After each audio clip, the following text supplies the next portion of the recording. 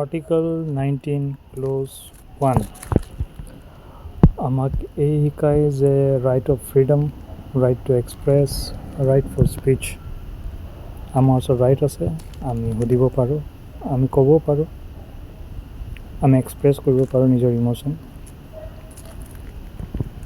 কিন্তু article 19(2) close 2 এইটোও কোৱা গৈছে তোমালোকৰ চব ফ্ৰীডম দিয়া আছে, কিন্তু ফ্ৰীডম এটা লিমিটত আছে। লিমিটটো কি যে তোমালোকে তোমাৰ কাণ্ট্ৰিৰ বিষয়ে বেয়াকৈ ক'ব নোৱাৰা, কাৰো বেলেগৰ নাম লৈ পেলাই তোমালোকে ডিফেমেশ্যন কৰিব নোৱাৰা, এইটোও কোৱা গৈছে। কাৰেক্ট। নমস্কাৰ ৰাইজসকল, মোৰ নাম ৰিকি। স্বাগতম জনালোঁ মোৰ আন এটা ভিডিঅ'লৈ। পৰহিয়ে হ'ব, য'ত মই এটা ভিডিঅ' পালোঁ ৰিগাৰ্ডিং আমাৰ চিফ মিনিষ্টাৰ ছাৰে ৰেলী এটা কৰি আছিলে। সেই ৰেলীটোত বহুত আমাৰ যুৱ যুৱতীবিলাকে তাতে খালী কুৱেশ্যন দিছে, জাষ্টিচ ফৰ জুবিন গাৰ্গ, আমি ন্যায় কেতিয়া পাম। তাতে দুজন ল'ৰা আহিলে আৰু যোনবিলাকে প্ৰটেষ্ট কৰি আছিলে বা কৈ আছিলে, মামাইতো ঘূৰি নাচালে এবাৰো যে কি কৰিছে কি নাই, গুৰুত্বই নিদিলে। কিন্তু দুজন ল'ৰা আহি পেলাই জাষ্ট বিকজ তেখেতৰ পলিটিকেল পাৱাৰ আছে চাগে বা পলিটিকেল বেকগ্ৰাউণ্ড আছে, বা তেখেতক CM ক'লে বা কোন মিনিষ্টাৰে কয় নাজানো, তেখেত আহি পেলাই সেই যুৱক যুৱতীৰ হাতত যোনটো প্লে কাৰ্ড আছিলে সেইবিলাক ফালি দিছে। সেই যে যেতিয়া জুবিন দাক আমি ছিংগাপুৰৰ পৰা লৈ আহিছিলোঁ, সেইদিনাখন ছানডে আছিলে, মোৰ যিমান মনত আছে, ৰাতি আহিছিলে ছানডে। অসমে ৱৰ্ল্ড ৰেকৰ্ড কৰিছিলে, এইটো জানে নাই? For a singer 14 lakh plus people Zubeen দাৰ কাৰণে ৰাস্তাত আছিলে কান্দি।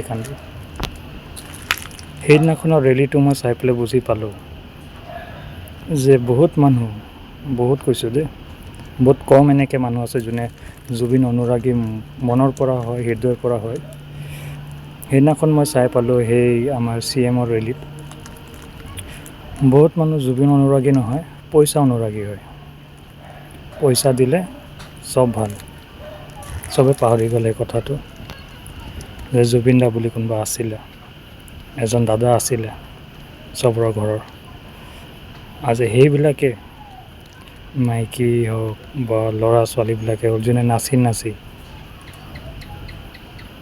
সেই ৰেলীটোত আছিলে। মই বেয়া পোৱা নাই আপোনালোকে BJP যদি ছাপোৰ্ট কৰে, মই খালি কথাটো ইমান যে কোনোবা যদি কিবা এটা সুধি আছে তো অফক'ৰ্ছ তেখেত চিফ মিনিষ্টাৰ হয়, তেখেতকতো এটা আনচাৰ দিব লাগিছিলে,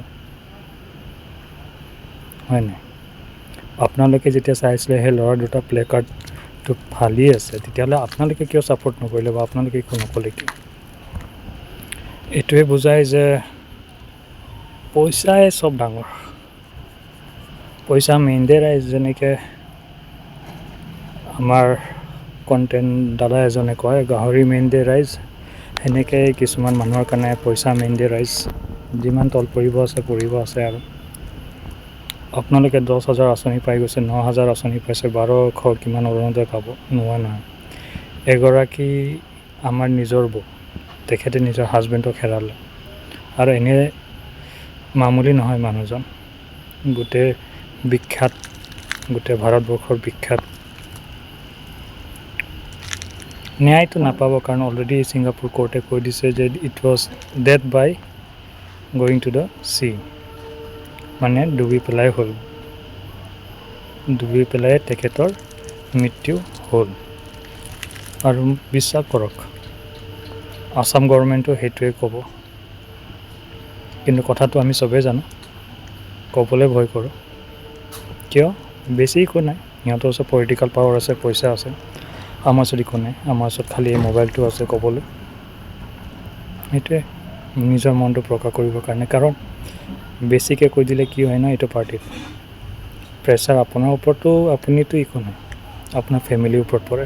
চ' সেইটো কাৰণে বহুত মানুহে চুপচাপ থাকে, আৰু প্ৰায় 90% অফ আছামিজ আছামত থাকক বা কোনো পাৰ্ট অফ ইণ্ডিয়া বা ইণ্ডিয়াত চবেই গম পায় কি হৈছে। এইটোৱে মোৰ ভিডিঅ' আছিলে, যোনটো কৰিলে সেইটো বেয়া কৰিলে সেইদিনাখন ল'ৰাবিলাকে। আৰু কেতিয়াও তোমালোকে নিজকে নিজে জুবিন অনুৰাগী নক'বা, আৰু যোনবিলাকে নাচি আছিলে সিহঁতকো কওঁ কাইণ্ডলি পইচাটো যিহেতু ডাঙৰ তো নিজকে নিজে জুবিন দা অনুৰাগী নক'ব। নমস্কাৰ, গুড নাইট, জয় হিন্দ, জয় জুবিন দা, জয় অসম।